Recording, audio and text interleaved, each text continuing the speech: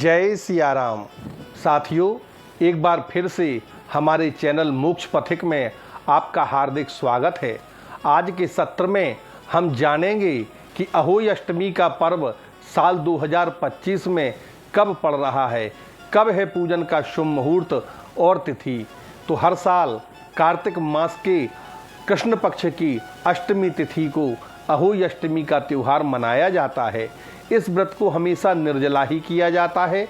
धार्मिक मान्यता के अनुसार इस व्रत को करने से संतान का सुख प्राप्त होता है और उसकी सुख समृद्धि में वृद्धि हुआ करती है।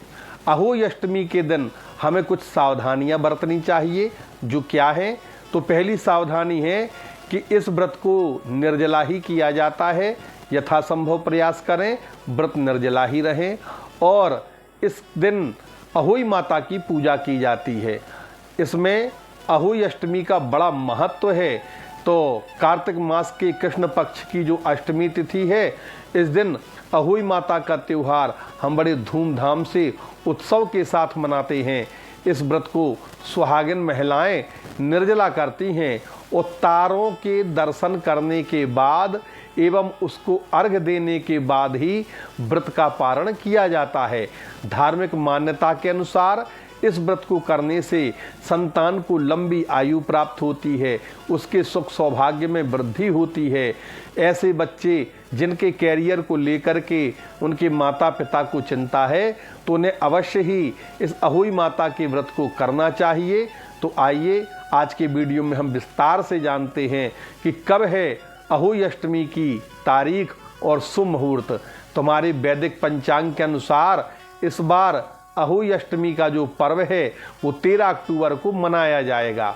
तो जानते हैं कि कार्तिक माह की कृष्ण पक्ष की अष्टमी तिथि की शुरुआत 13 अक्टूबर को सायं 5:35 पर हो रही है और कार्तिक माह के कृष्ण पक्ष की अष्टमी का जो समापन है वो 14 अक्टूबर को दिन के 3:52 पर हो रहा है।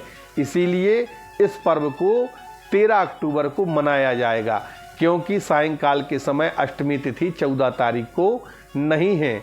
तब पूजा करने का जो शुभ मुहूर्त है वो सायं 5:35 से लेकर के सायं 7:38 तक रहेगा। तारों को देखने का जो समय है वो 6:17 पर होगा। हमें भूल करके भी ये कुछ काम नहीं करना है। हमें अहोई अष्टमी के दिन काले, नीले और हरे रंग के कपड़े बिल्कुल नहीं पहनना है और किसी के बारे में कोई गलत बात नहीं सोचना है। हमें अपने मन को शांत रखना है और मन में शालीनता को धारण करना है। व्रत में किसी से किसी प्रकार का कोई वाद विवाद ना हो, ऐसा हम प्रयास करें। हमेशा शुभ मंगलमय वाणी का प्रयोग करें। दूसरा, हम व्रत के एक दिन पहले और व्रत के एक दिन बाद में शुद्ध सात्विक आहार ग्रहण करें। प्याज, लहसुन इत्यादि तामसिक वस्तुओं को त्याग दें। खट्टा, तीखा ये पदार्थ भी हमें नहीं खाने चाहिए, क्योंकि जो दरिद्रता है उसका भोजन खट्टा और तीखा होता है। इसीलिए हमें खट्टा और तीखा पदार्थ भी व्रत के मध्य में नहीं खाना चाहिए। आशा है आप लोग इस व्रत का नियम अवश्य पालन करेंगे और व्रत को संकल्प पूर्वक करेंगे, ताकि आपकी संतान संबंधी सभी समस्याएं दूर हो जाएं। जय अहोई माता की, जय सिया राम। अगले सत्र में हम पुनः मिलते हैं, जिसमें हम अहोई माता के व्रत की कथा की विधि को बताएंगे। और अगर आप हमारे चैनल पर पहली बार हैं तो वीडियो को लाइक करें, चैनल को सब्सक्राइब करें, बेल आइकन दबाना ना भूलें और जनहित में इस वीडियो को आगे की ओर शेयर करें। जय माता की।